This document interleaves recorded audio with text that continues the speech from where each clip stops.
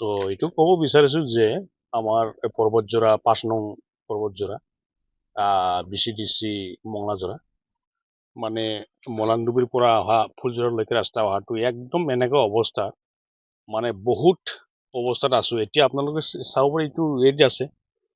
এতিয়া আমি স্পটতো আছো। একদম এনেকা মানে ৰাস্তা কাটি যাওয়াটো একদম চাইকেল বাইক এনেকা চলাব নোৱাৰা এনেকা অৱস্থাত হৈ গৈছে। আৰু ল'ৰা ছোৱালী স্কুলত যোৱা বহুত অসুবিধা আৰু এই গাঁৱত মাষ্টাৰ বিলাক অহা বহুত প্ৰব্লেমত হৈ আছে। মানে সেইকাৰণে আমি আশা কৰিছো যে আমাৰ গাঁৱৰ কাৰণে এই ৰাস্তাটো যেন বনাই দিয়ে আৰ কি। এইটো মই বেমাৰী হলে কি কৰে? বেমাৰী হলে আমি একদম এনে গাড়ত লৈ যাব লগা হ'ল, গাড়ী চাড়ী নাহে, এনেকা অৱস্থাত হৈছে, ঠেলা দি লৈ যাব লগা হ'ল, এনেকা হয়।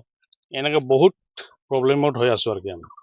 এইটো ব্যৱস্থা মানে ইমাৰ্জেঞ্চি হলে মানে কেতিয়াবা ৰাস্তা ডেড হৈ যাব পাৰে।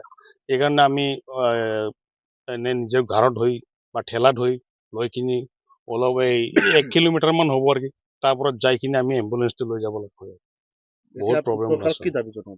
চৰকাৰত আমি এইটোৱে দাবী জনাইছো যে আমাক অলপ চাই দিয়ে যেন, আমাৰ ৰাস্তাবিলাক অলপ বনাই দিয়ে BTC চৰকাৰে। এইটোৱে আমি আবেদন যাচিলো। মই আজি ফুলধৰা গাঁৱত আহাটো 2-3 বছৰ মান হৈ গ'ল এই শিক্ষকতা কৰা। এনেকা মই জমৰ যাতনা পাইছো আজিৰ দিনতো যে আজি ৰাস্তা পদূলি গোটেইখন অঞ্চলত আমি চাব গ'লে চাৰিওফালে উন্নয়ন, কিন্তু আমি দেখা পালো ইমান পুৰণা গাঁও এখন আজিলৈকে সেই সত্য যুগৰ নিচিনাই হৈ আছে। গতিকে মই মানে অসুবিধাৰ কথাটো কি ক'ম সেইটো আপোনালোকে অলপ মানে চালি জাৰি চালে আৰু বেছিকৈ ভালকৈ পাব। মই যদি সঁচা কথাই কওঁ মানে কেতিয়াবা মই ঘাৰত কান্ধত চাইকেল লৈ আহিব লগা হয়, খোজ কঢ়াটোতো দূৰৰে কথা।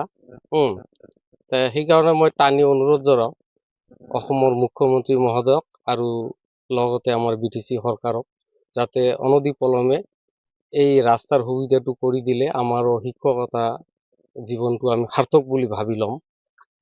আমাৰ ইয়াত 3খন স্কুল আছে, 3খন স্কুলৰ টিচাৰ এনেকা পৰিস্থিতি আৰু লগতে ছাত্ৰ ছাত্ৰীসকলক বিৰাট কষ্টৰ মাজেৰে যাব লগা হয়। মোলানডুবি কোনোবাই পঢ়িব যায়, কোনোবাই হয়তো বাঁশবাৰী পঢ়িব যায়।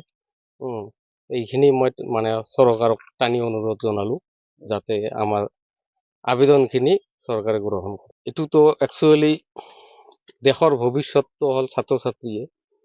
এতিয়া ছাত্ৰ ছাত্ৰী যদি মানে শিক্ষাদানৰ ক্ষেত্ৰত যথেষ্ট মানে এই ঝৰ্ণাটোৰ ক্ষেত্ৰত যথেষ্ট অসুবিধাৰ সন্মুখীন হৈ আছে। এতিয়া ধৰক পানী যেতিয়া বাঢ়ি যায় তেতিয়া আৰু ছাত্ৰ ছাত্ৰীসকলে স্কুলত যাব নোৱাৰে। আৰু মোৰো তেনেকা হয়, যেতিয়া এই পানীখিনি বাঢ়ি যায় তেতিয়া মই আৰু স্কুল নাযাওঁ, ইয়াৰ পৰাই ঘৰলৈকে গুচি যাব লগা হয়। ছাত্ৰ ছাত্ৰী কি শিক্ষাৰ পৰা বঞ্চিত হয় নেকি? তেতিয়া ছাত্ৰ ছাত্ৰী শিক্ষকতাৰ পৰা বঞ্চিত হয়, শিক্ষাৰ পৰা।